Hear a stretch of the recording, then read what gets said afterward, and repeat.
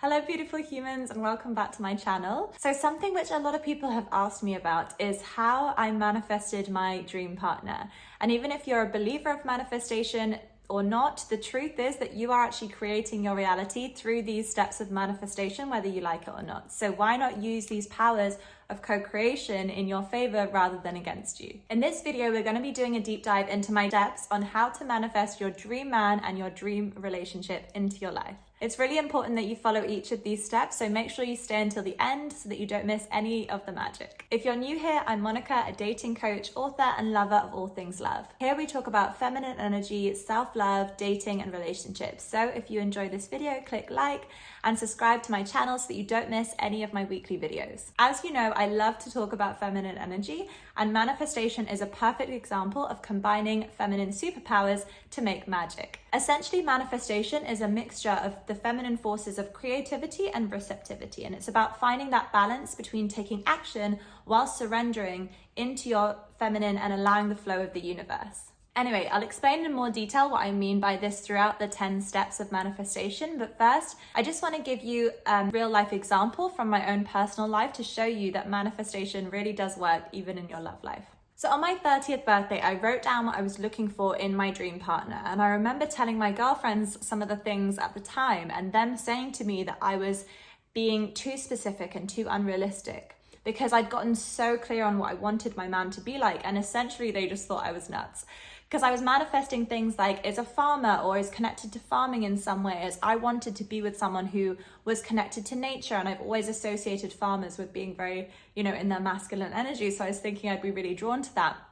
And I also stated things like, can speak fluent Spanish because I can see myself living at least part of the year in Spain, and I'd love for my future kids to be bilingual. So I thought that would be amazing for him to be able to speak Spanish with our future children. And anyway, now cut to, my partner owns a regenerative farm and is deeply connected to land and speaks fluent Spanish because he spent some time in South America. So now I know it might sound a bit nuts to have been so specific, but it worked for me and it can work for you too. Now, if you're still feeling skeptical, my question to you is, what do you have to lose? I'm not saying you can just meditate on the vision of him and he can miraculously appear on your doorstep. No. And honestly, you wouldn't even want it to be that simple either, because where's the growth in that? Manifestation is a process and it doesn't happen overnight, well, typically. But if you follow these steps, you might actually end up seeing miracles happen before your eyes. So step 1 is get clear on what you want. Now, this might sound obvious, but in reality, a lot of the time we don't truly know what we want or what we're looking for. We might know what our parents want. We might know what society wants for us. We might know what our friends want. And we've adopted these ideas as our own, but what our actual needs are might be entirely different. So you really need to ask yourself what you truly want. Now, how do we do that? Well, the best way to work out what you do want in a partner is through working out what you don't want. This is why if you're single right now, embrace the value of every dating experience you have. Even if it didn't work out, even if you had your heart broken, they've still taught you an invaluable lesson about the type of person that you want to spend your future with. You also need to just simply spend some time in stillness and in introspection. So just ask yourself the question, what type of people do you feel good being around? What type of character traits do they have? Would I also like this in a romantic partnership too? You can even envisage your ideal relationship on an ideal day and what that would look like to you. And I recommend actually journaling on this so you can get clear on paper what you're looking for. I also find these kind of exercises great to type on a computer as well, because I find it easier to kind of get into the flow and type more quickly than if I'm writing pen to paper. But you can do what works best for you. And you can come back to this exercise on a regular basis. And I recommend also allowing your mind and heart to feel the vision of these things first thing when you wake up in the morning and last thing when you fall asleep.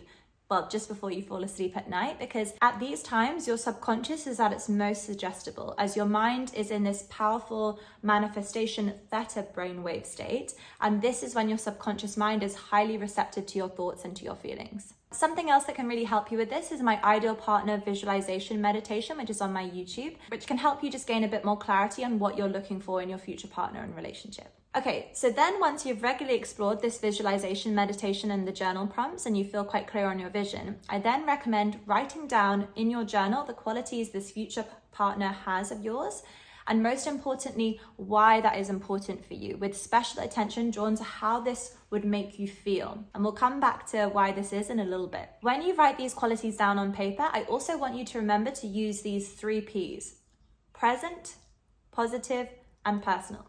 So for example, you could write, I am, so personal and present, with a man who is honorable, positive, because it makes me feel peaceful and safe within the union. That's your why. So make sure you keep this list safe, and we'll refer back to it in step 5, which I'll talk about in a little bit. As you can see in all of these exercises, there's a focus on the way your partner makes you feel rather than the superficial traits. This is because the way your partner makes you feel is key to your well-being. If he's extremely financially stable, for example, but doesn't make you feel safe and protected and provided for with that financial stability, then there's really no benefit in that manifestation for you. So instead, what you can say is that my partner makes me feel very financially secure and taken care of by him. It's also from this feeling state where you'll truly attract what you want into your life, because that is your vibration. Your thoughts can affect your vibration, but only through first affecting the way that you feel. If this doesn't make total sense yet, don't worry, we're going to delve more into this in step 4. And finally, another point is that through tapping into the feeling of what you want rather than the specifics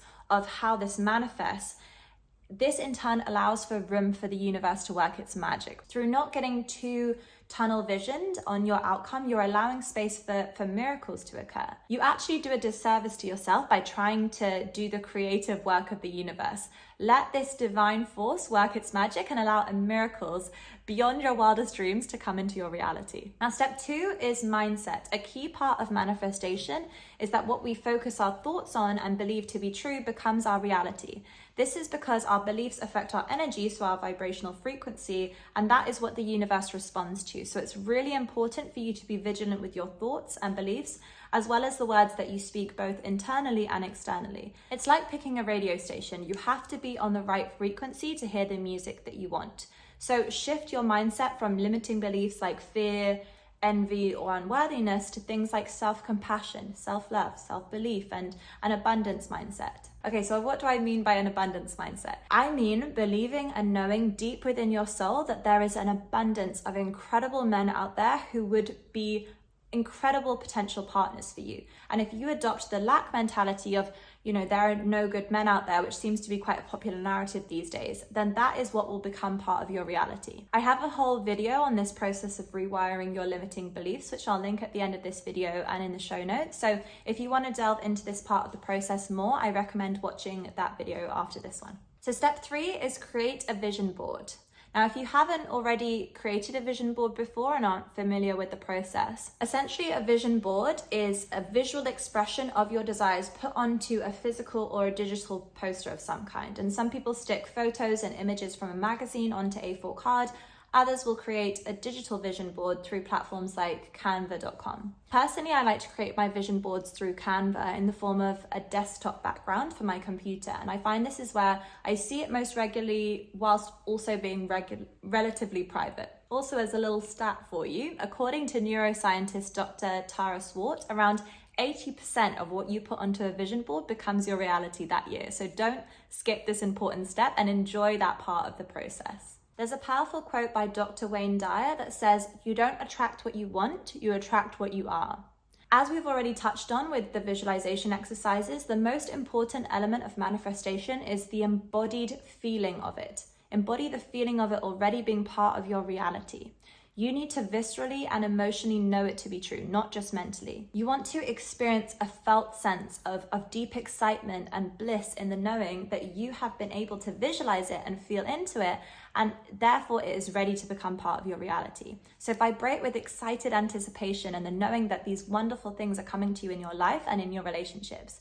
You are ready for the gifts of the universe to flow effortlessly to you. So surrender your need to know exactly how this will happen and just embrace the feeling of knowing that it will in more miraculous ways than you could ever have even dreamt of. Step number 5 is to take aligned action. A vital part of manifestation, which people sometimes forget, is the importance of aligning your actions with your goals. This is a vital step for matching your energetic vibration with that which you desire, as well as expressing to the universe that you are ready and prepared for the gifts to come your way. So once you've gotten clear on your vision and tapped into the embodied feeling of those wishes fulfilled, You then need to take empowered action towards it, acting as if and living your life as if you already are the embodiment of that person who has achieved your manifestation. Now, this takes a level of self-awareness, education, and commitment. So you need to become aware of things like your daily habits, for example. Like, does your daily routine align with that of the person who is an energetic match to your manifestations? So for example, if one of your manifestations is that you'd like to attract into your life a man who is health conscious,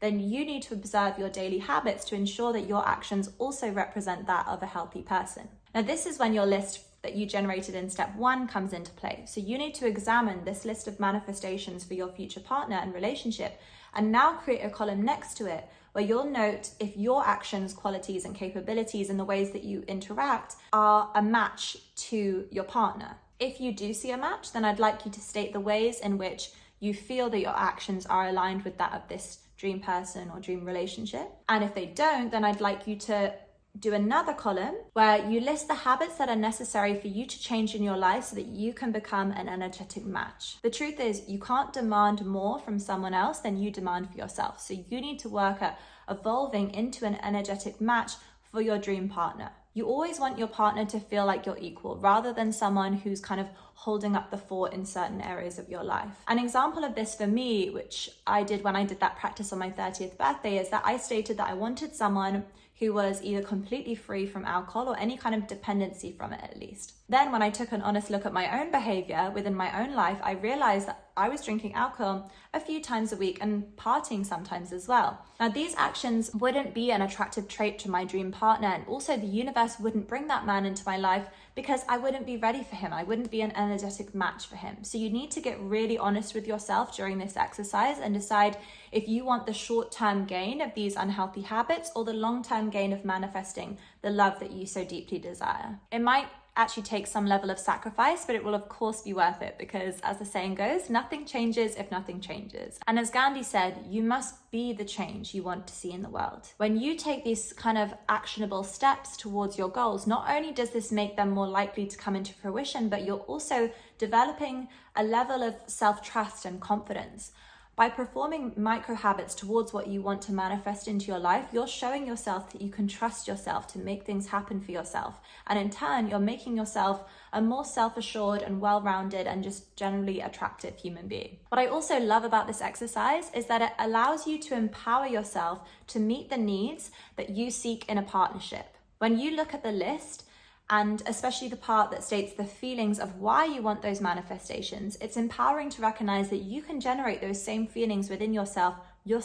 Not in a, I don't need no man way, but because in doing so, you won't be seeking this person or relationship anymore in order to fill an empty void within you, but instead because you are an energetic match to it. This means that you'll be meeting and attracting into your life this partner so full of all these beautiful things already and so whole that you're not coming into the partnership with desperate energy, but already very fulfilled and now simply looking to share that fulfillment and the joy of life with this lucky man. So for example, if one of your manifestations is that you want to be in a loving partnership with a man who adores you, ask yourself how you can make yourself feel more loved every single day. If you'd like to attract into your life someone who is financially stable, in what ways can you become more financially stable yourself? Are you educating yourself around finances, investment, and wealth management? If you aren't already partially filling up the cups in these various areas of your life, then it could create a sense of codependency. So for example, if you have zero financial stability and you want to meet someone very financially stable, there's going to be this unhealthy power imbalance between the two of you within the relationship.